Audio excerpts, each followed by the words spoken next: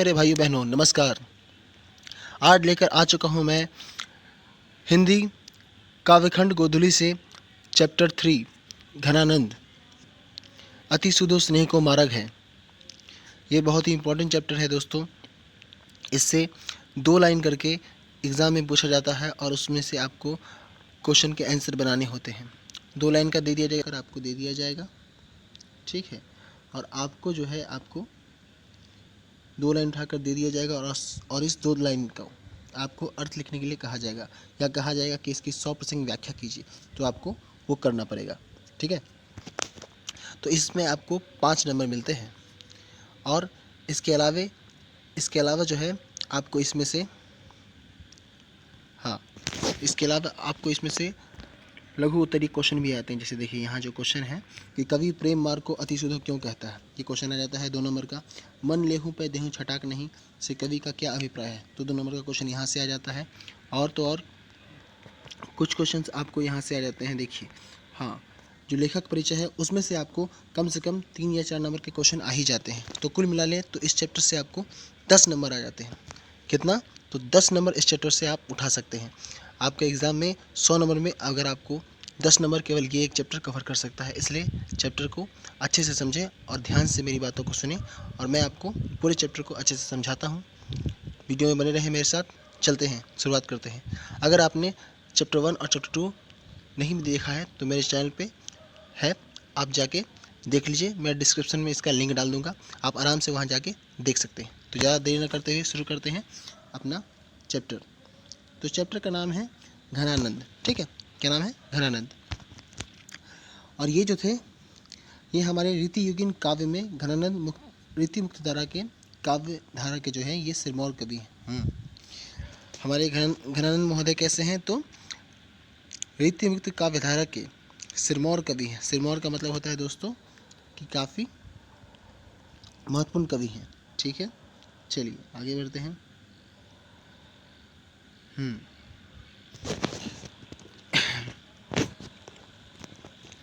इनका जन्म हुआ था 1689 में। कब हुआ था जन्म? 1689 में। 1689 में इनका जन्म हुआ था और 1739 ईस्वी में वे नादिर शाह के सैनिकों द्वारा मारे गए।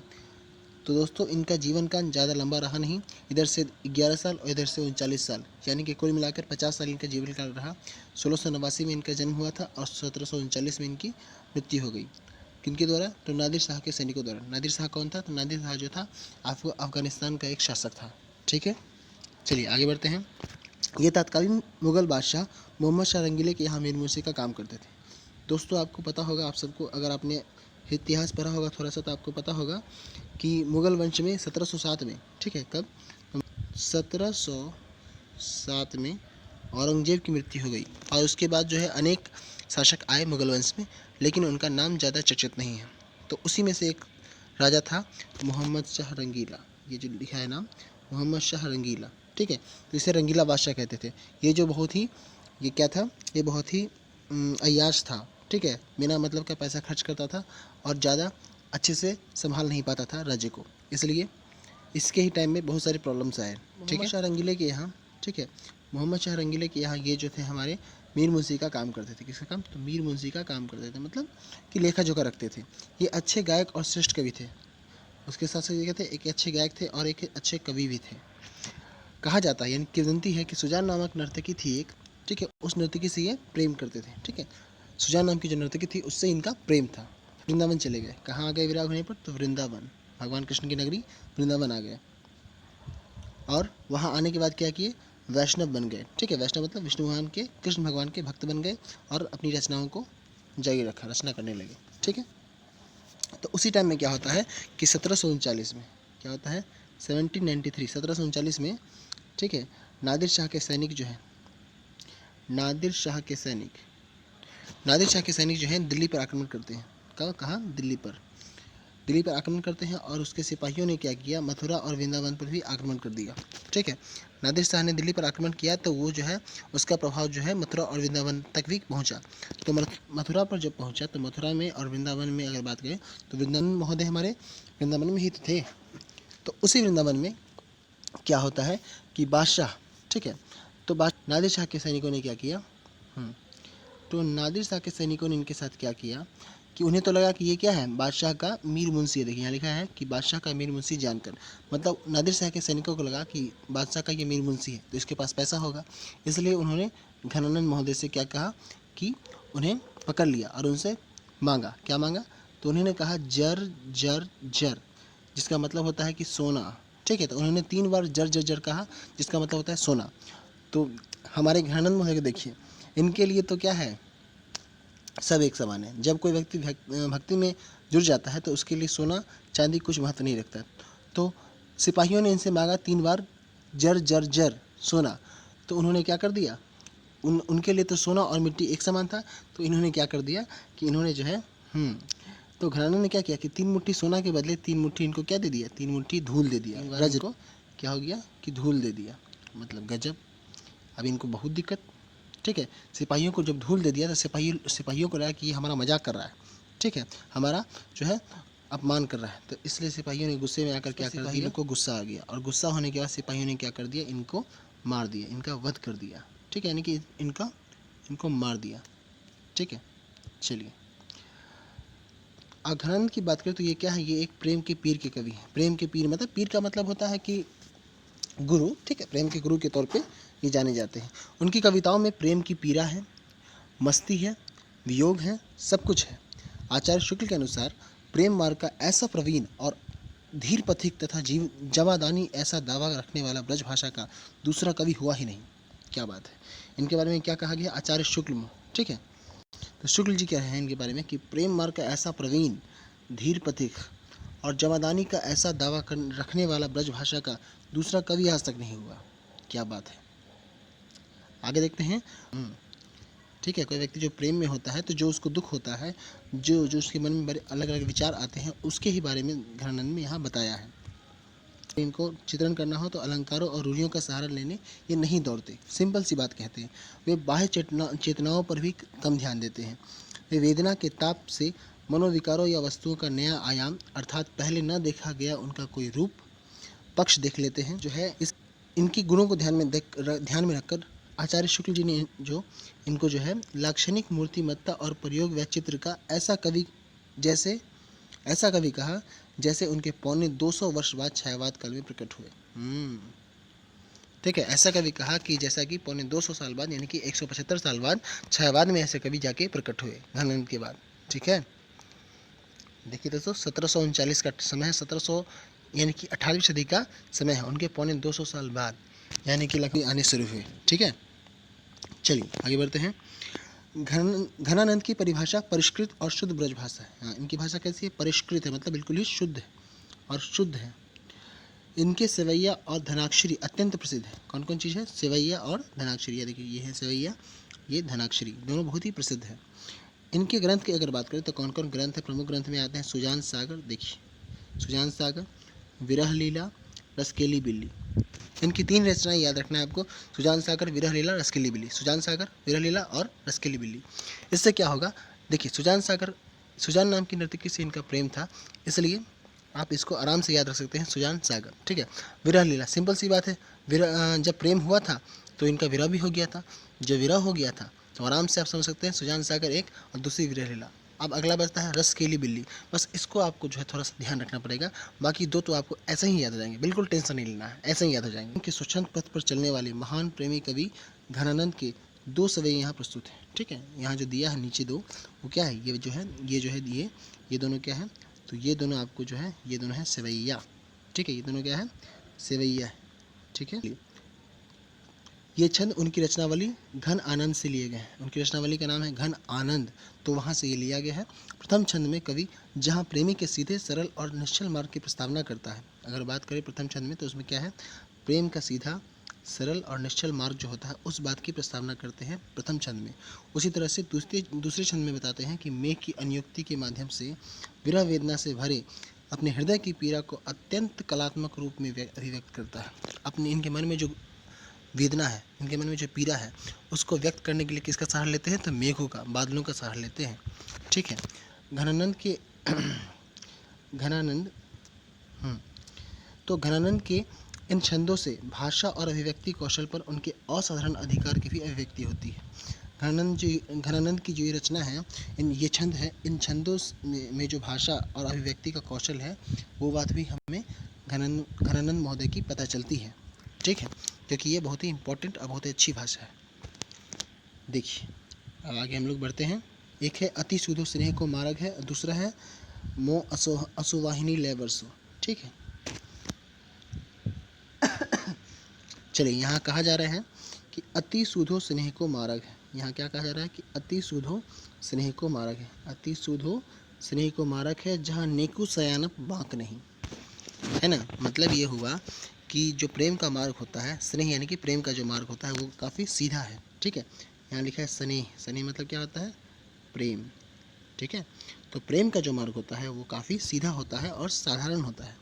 ठीक है, जहाँ नेकु सयानप बांक नहीं, मतलब यहाँ थोड़ा सा भी सयानापन, शातिर, चालाकी ये सब नहीं चलता।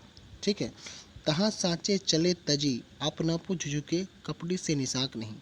कहने का मतलब है कि यहाँ जो है सत्य ही चलता है। ठीक है, और लोगों को छोड़ना पड़ता है, मतलब कुछ छोड़ना, अपने त्याग करना पड़ता है, तब जाके ये चल सकता है। यहाँ छल और कपट जैसा चीज़ की कोई आवश्यकता नहीं होती, ना ही इसकी कोई जगह होती है। सच्चे प्रेम में छल और कपट की आवश्यकता नहीं होती।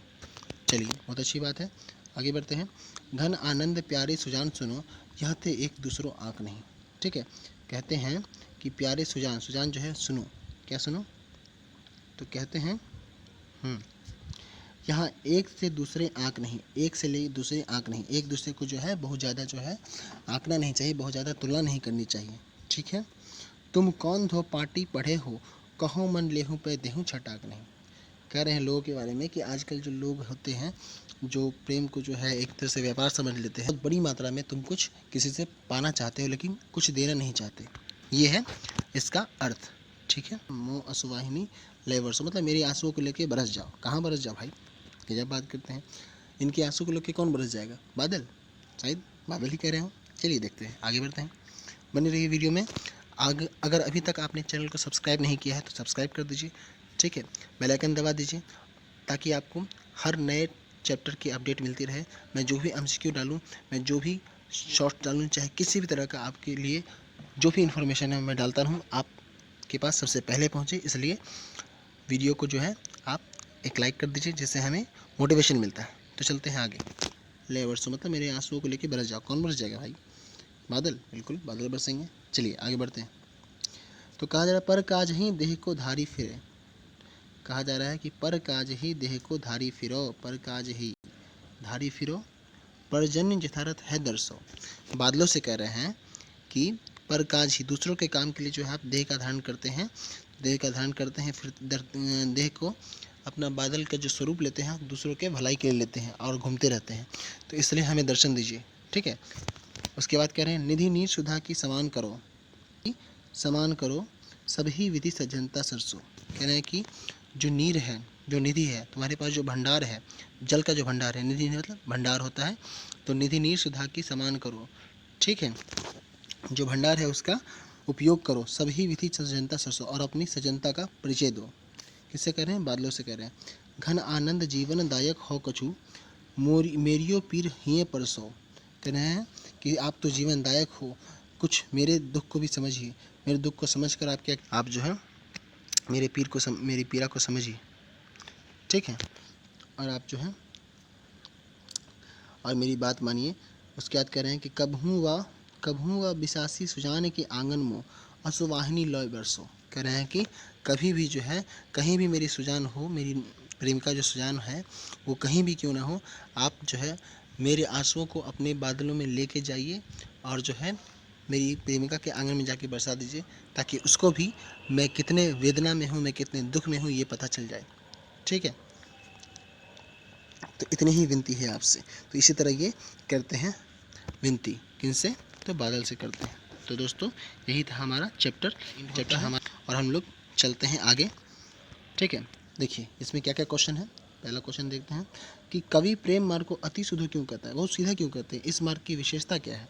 तो इस मार्ग की विशेषता है, सबसे हमने पहले ही पढ़ा कि कवि जो है प्रेम मार्ग को सीधा सीधा इसलिए कहता है क्योंकि इसमें किसी भी तरह का छल कपट नहीं चल सकता। ठीक है, प्रेम का मतलब ही होता है कि दोनों एक दूसरे के प्रति, जो दो व्यक्ति हैं एक दूसरे के प्रति पारदर्शिता रखें, एक दूसरे से कुछ छिपाए नहीं, इसलिए कहा गया है एकदम सीधा। दूसरा कहा है मन लेहूँ पे देहूँ छटाक नहीं, से कवि का क्या तात्पर्य है? मतलब यही है कि कवि इसमें कहना चाह रहा है कि लोगों को जो है, लोगों के मन में हमेशा ये भावना होता है कि किसी से कुछ कुछ छीन ले, लेकिन कुछ देने का भावना नहीं होता है। तो इसी बात को कह रहे हैं कवि, ठीक है। उसके बाद कहा जा रहा है कि द्वितीय छंद किसे संबोधित करता है और क्यों? तो द्वितीय छंद हमने अभी पढ़ा कि वो बादलों को संबोधित करता है। क्यों? क्योंकि वे अपने पीड़ा को जो है बादलों के माध्यम से अपनी प्रेमिका के पास पहुंचाना चाहते हैं, ठीक है। उसके बाद है परहित के लिए देह कौन धारण करता है? तो इसका सही आंसर क्या रहेगा? बादल। कौन धारण करता है परहित के लिए? तो बादल, ठीक है। परहित के लिए देह धारण करता है बादल। इस बात को स्पष्ट करना है कि कैसे, ठीक है। तो ये तो आप स्पष्ट कर सकते हैं। चलिए आगे बढ़ते हैं। कवि कहाँ अपने आंसुओं को पहुँचाना चाहता है? तो कवि अपने आंसुओं को कहाँ पहुँचाना चाहता है? तो ठीक है, सुजान के, ठीक है, आंगन में। कहाँ पहुँचाना चाहते हैं? तो सुजान जो है उनके आंगन में पहुँचाना चाहते हैं कवि, ठीक है। किसको? तो अपने आंसुओं को। चलिए और आगे बढ़ते हैं। कहा जा रहा है कि व्याख्या करें, ठीक है। कहा जा रहा है कि व्याख्या करें। क्या व्याख्या करें भाई? तो व्याख्या करना है कि यहाँ ते एक दूसरे आँक नहीं, एक ते दूसरा आँक नहीं, मतलब दूसरे को ज़्यादा करना नहीं चाहिए, कि ज़्यादा तुलना नहीं करना चाहिए। कछु मेरियो पीर ही परसों, मतलब कुछ मेरे भी पीड़ा को समझिए, ये बादलों से कहा जा रहा है। तो कुल मिलाकर ये आपके क्वेश्चन आंसर है जो 2 नंबर और 5 नंबर में आ सकते हैं, ठीक है। तो कुल मिला के आपका 10 नंबर ये कवर करता है।